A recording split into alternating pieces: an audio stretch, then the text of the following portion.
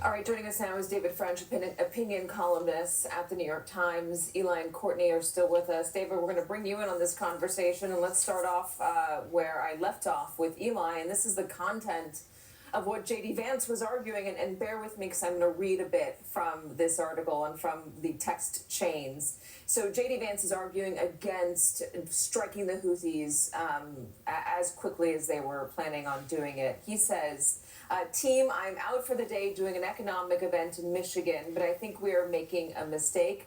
Goldberg writes Vance was indeed in Michigan that day.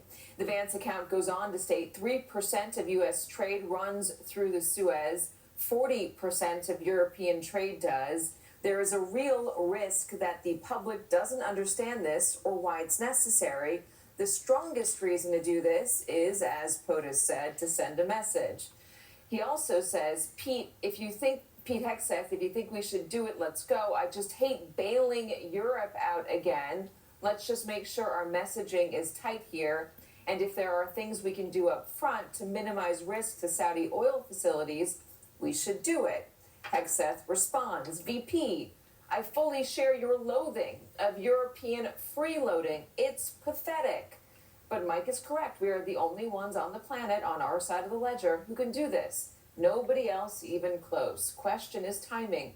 I feel like now is as good a time as any, given POTUS directive, to reopen shipping lanes. I think we should go, but POTUS still retains 24 hours of decision space. And then this appears to be Stephen Miller. We believe it's Stephen Miller, or at least Goldberg does. He says, as I heard it, the president was clear, green light, but we soon make clear to Egypt and Europe what we expect in return. We also need to figure out how to enforce such a requirement, e.g. if Europe doesn't remunerate, then what? If the U.S. successfully restores freedom of navigation at great cost, and then I can't read that last bit at the end, but there needs to be some further economic gain extracted in return. Hegseth responds, agreed. All right. So much policy contained in that. It is, again, just wild that we are now privy to it.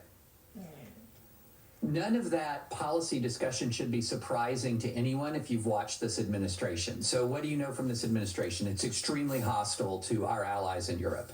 It feels as if our allies in Europe have taken advantage of us. And so it doesn't want to enter into any kind of arrangement with our allies in Europe that isn't strictly transactional. In other words, you began to see this. What are we going to get back? What are we going to get back? Missing from that was the fact that the Houthi rebels had been firing on American ships for more than a year, that we'd actually been engaged in direct combat with the Houthis for more than a year. So we had ample grounds for taking out the Houthis, regardless of whether a higher percentage of trade goes through the Suez to Europe than to the United States.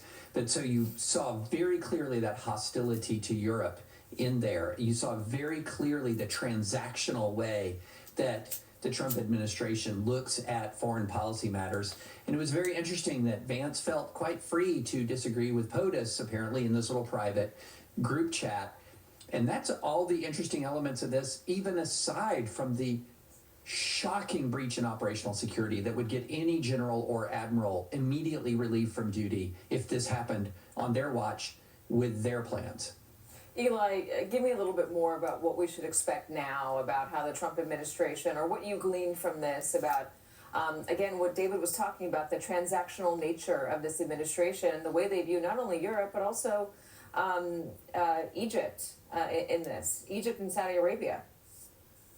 Right, these are all traditional U.S. allies, and here is, some of the president's closest aides, whether it's Stephen Miller or the vice president, talking about extracting a price for things that America is doing in the world. Vance's whole point there is that opening up shipping lanes in the Red Sea and the Suez Canal benefits Europe. That's mostly European goods that are flowing through there. Why are we doing it? What's our interest?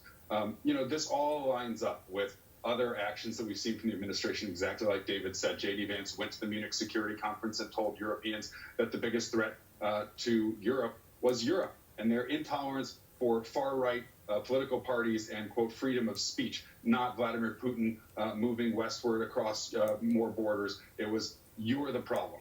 You've heard the president's messaging on NATO and defense spending. Europe needs to, spend more. There was the reference there from Hegseth to freeloaders. And with Ukraine, a country that the U.S. has supported for 3 years, what has President Trump attempted to do at every turn in exchange for not future U.S. support, but as payment for 3 years of defense aid? The president wanted the minerals deal as sort of a way for the U.S., as he put it, to recoup the money that Congress appropriated to help Ukraine defend itself in that war.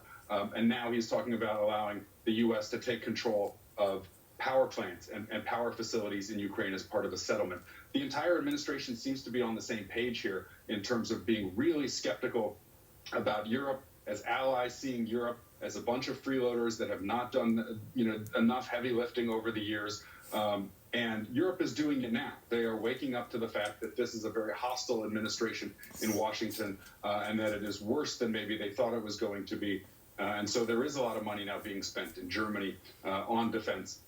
Other countries, Denmark, moving in that direction. And so we may see eventually, this may just be another brick, another piece of this puzzle, that ultimately the picture is the splintering of the NATO alliance and Europe really sort of closing ranks and working to protect itself without relying on the United States. Because these texts just make all this clear, again, is that the U.S. does not really want to be there for Europe the way it has been for 8 decades.